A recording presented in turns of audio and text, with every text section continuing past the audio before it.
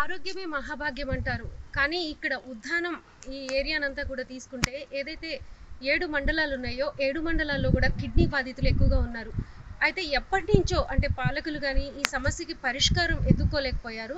కానీ ఏదైతే 2019లో వైఎస్ఆర్‌సీపీ అధికారంలోకి వచ్చిన తర్వాత జగన్మోహన్ రెడ్డి ముఖ్యమంత్రి అయిన నేపథ్యంలో ఆయన దీన్ని ఒక ప్రతిష్టాత్మకంగా తీసుకున్నారు. ఆయన పాదయాత్రలో కావచ్చు, ఓదార్పు యాత్రలో కావచ్చు, లేకపోతే ఇక్కడికి వచ్చి ఈ ఉద్దానం ఏరియాని ఇక్కడికి వచ్చే వాళ్ళందరినీ కూడా ఇక్కడ కిడ్నీ పేషెంట్స్తో మాట్లాడిన తర్వాత ఇక్కడ ఒక హాస్పిటల్ కానీ ఒక రీసెర్చ్ సెంటర్ కానీ ఉండడం ఎంత ఆవశ్యకత ఉందో ఆయన గమనించారు. గమనించిన తర్వాత దీనికి ఒక ప్రాజెక్ట్ని అంటే ఇప్పటి వరకు చాలా మంది వచ్చారు ప్రామిస్, ఒక పవన్ కళ్యాణ్ కావచ్చు, లేకపోతే చంద్రబాబు నాయుడు కావచ్చు, గతంలో ఉన్న ప్రభుత్వాలు కావచ్చు, అందరూ వచ్చారు. కానీ ఇక్కడ ఈ సమస్యకి శాశ్వతంగా ఎలాంటి పరిష్కారం ఉంటే బాగుంటుంది అనేది మాత్రం ఎవరు థింక్ చేయలేదు. ఎప్పటికప్పుడు ప్రామిసులు చేయటం, లేకపోతే మళ్ళీ వచ్చి అధికారంలోకి వస్తూనే చేస్తాము అనడం, ఇలాంటివన్నీ చేశారు. ఈ నేపథ్యంలో 2019లో అధికారంలోకి వచ్చిన వైసీపీ మాత్రం ఇక్కడ వీళ్ళకి ఉద్దానంలో ఏదైతే కిడ్నీ పేషెంట్స్ ఉన్నారో వాళ్ళందరికీ మేలు జరిగేలాగా దాదాపు 800 కోట్లతో కొన్ని ప్రాజెక్ట్స్ని ఏర్పాటు చేసింది. ఆ ప్రాజెక్ట్స్లో భాగంగా ఈ హాస్పిటల్ని ఇప్పుడు మనం ఏదైతే చూస్తున్నామో డాక్టర్ వైఎస్ఆర్ కిడ్నీ పరిశోధన ఆసుపత్రిని ఈ పలాసలో నిర్మింపజేశారు. 400 బెడ్స్తో ఇది ఏర్పాటైంది. దాదాపు దీని ఒక్కదానికోసమే 80 కోట్లని వెచ్చించారు. ఇంకా లోపల వర్క్ జరుగుతుంది. దీనికి సంబంధించి లేటెస్ట్ ఎక్విప్మెంట్ కానీ లేకపోతే లేటెస్ట్ ఎక్విప్మెంట్తో పాటు డయాలసిస్ సెంటర్ని కూడా ఇందులో ఏర్పాటు చేశారు. లోపల కూడా చాలామంది పేషెంట్స్ ఉన్నారు. బట్ మాట్లాడడానికైతే వాళ్ళెవరు అంత సుఖంగా లేరు. కానీ వాళ్ళు మాటల్లో మాత్రం ఒక సంతోషం కనిపిస్తుంది. ఇంతకుముందు వైజాగ్కో లేకపోతే శ్రీకాకుళంకో లేకపోతే ఇక్కడ ఉన్న మెయిన్ సిటీస్కో వెళ్ళి ఇక్కడ ఉన్న పేషెంట్స్ అంతా కూడా చాలా ఖర్చు పెట్టుకుని వాళ్ళంతా కూడా వైద్యం చేయించుకునే పరిస్థితి ఉండేది. కానీ ఈరోజు ఈ హాస్పిటల్ వచ్చిన తర్వాత వాళ్ళకి ఆ పరిస్థితి లేదు. దీంతోపాటు ఈ కిడ్నీ పేషెంట్స్కి ఇంకా కూడా ప్రభుత్వం చాలా అంటే వాళ్ళకి డయాలసిస్ చేయించుకోవడానికి కానీ లేకపోతే ట్రీట్మెంట్స్ తర్వాత వచ్చే కాంప్లికేషన్స్ కానీ లేకపోతే ఒక మంచి ఫుడ్ తినడానికి కూడా కొంత అమౌంట్ను కూడా ప్రభుత్వం వీళ్ళకి కాంపన్సేషన్గా ఎవ్రీ మంత్ వీళ్ళకి ఇస్తూ ఉంది.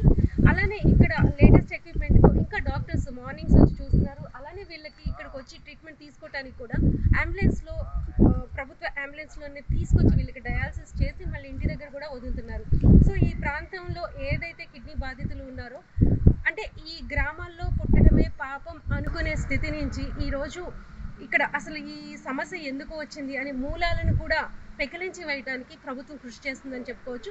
అందుకే త్రాగునీరుకు సంబంధించి కానీ సాగునీరుకు సంబంధించి కానీ ప్రాజెక్ట్స్తో దాదాపు 800 కోట్ల రూపాయలు ఇక్కడ ఖర్చు పెట్టారు.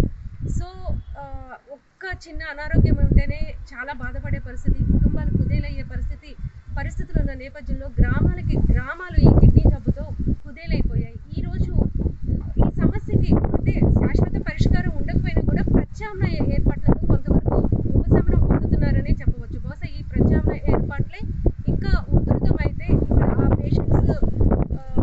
పేషెంట్స్ తగ్గిపోయే అవకాశం ఉంది.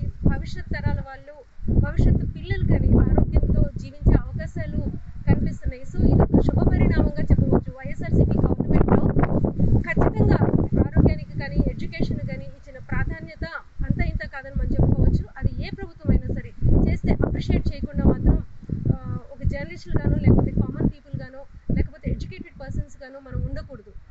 నిజానికి ఏదైనా మంచి జరిగితే అది స్పష్టంగా చెప్పుకునే పరిస్థితులు ఉంటేనే బాగుంటుందనేది ఇక్కడ కనిపిస్తున్న అంశం కూడా. సో అభివృద్ధి గురించి మాట్లాడుకునేటప్పుడు అది ఏ ప్రభుత్వం చేసినా, ఒకవేళ టీడీపీలో ఉన్నప్పుడు చేసినా లేకపోతే ఇంకో పార్టీ వచ్చి చేసినా కూడా ఆ మంచిని మంచిగా గుర్తించి చెప్పుకుంటే బాగుంటుందనేది అందరం గమనించాల్సిన విషయం.